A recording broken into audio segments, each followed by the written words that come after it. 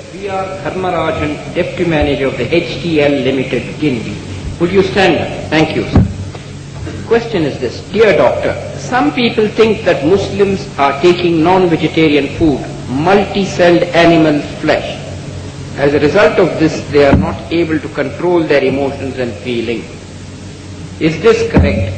Please throw some light on this. The brother asked a very good question, and the basis is, the diet that you have, it has an effect on your behavior, and I do agree with it. The diet that you eat, the food that you eat, has an effect on your behavior. That's the reason Islam only allows us to have herbivorous animals, like cow, goat, sheep, mild people, we want to be mild.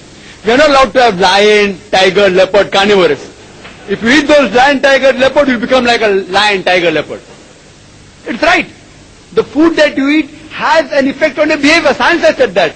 That's the reason we only have herbivorous animals, like cow. A domicile, cow, so humble. Cute, cow, we say, kai. We are allowed to have that because we want to be humble. Non-veg of lion, tiger, leopard, our Prophet said anything which is carnivorous animal, anything which has got claws and canine teeth, we are not allowed to have that meat. The Prophet said. And there was research in America that people were only fed on vegetarian for months together, and another group of people were only fed on non-veg. So you cannot feed only on non-veg. When you say non-veg, it means vegetables included. When you say non-veg, it includes veg also.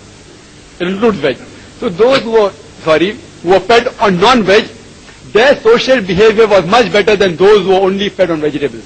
There's a research done. The documents are there. People have a misconception that if you have only vegetables, the difference is very minute.